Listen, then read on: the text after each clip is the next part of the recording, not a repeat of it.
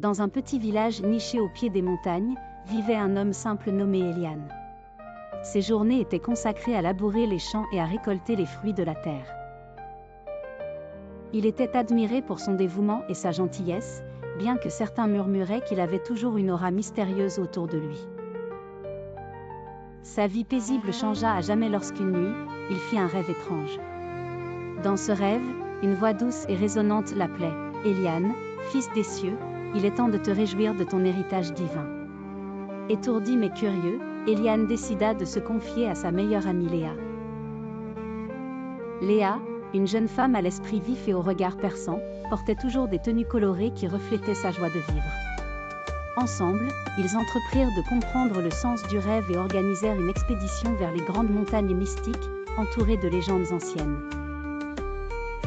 Alors qu'ils grimpaient vers le sommet, le paysage devant eux était d'une beauté incomparable, fait de fleurs sauvages et de cascades étincelantes. L'air pur portait avec lui une sensation de magie subtile, presque palpable.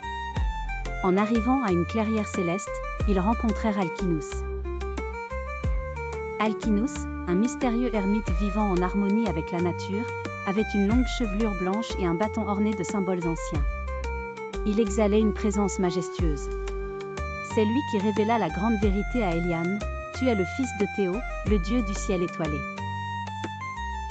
Ta destinée est écrite dans les constellations. Tu dois apprendre à maîtriser les pouvoirs qui sommeillent en toi. Léa, toujours à ses côtés, l'encourageait silencieusement d'un sourire confiant. Éprouvant à la fois de la peur et de l'excitation, Elian accepta son héritage. Sous la tutelle d'Alkinous, Elian apprit lentement à commander les vents, à parler aux étoiles et à entendre les murmures de l'univers.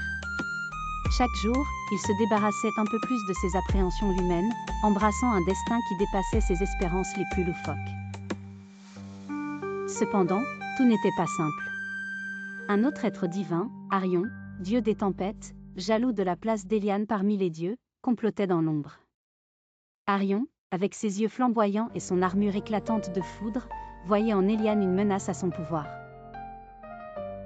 Usant de ces tempêtes, Arion tenta de plonger le village dans un chaos absolu. Elian devait désormais faire face à son premier grand défi, protéger les siens. Guidé par la voix sage d'Alkinous et épaulé par Léa, il affronta Arion dans une bataille céleste. Dans cette confrontation épique, où les éclairs déchiraient le ciel et le tonnerre résonnait comme un tambour de guerre, Elian découvrit que son cœur pur était sa plus grande force. Finalement, grâce à son courage et à sa détermination, Elian parvint à apaiser Arion. Il montra à Arion que le partage et l'harmonie entre les dieux étaient la vraie voie vers la grandeur. Arion, touché par la sincérité d'Elian, comprit qu'il n'avait rien à craindre de son demi-frère divin. À la fin de cette épreuve, Elian était transformé. Sa vie était irrémédiablement changée, mais il se sentait entier, comme s'il avait découvert la partie manquante de son âme. Il était reconnu non seulement comme un héros parmi les dieux mais aussi comme un bienfaiteur par les siens, qui, grâce à lui, retrouvèrent la quiétude.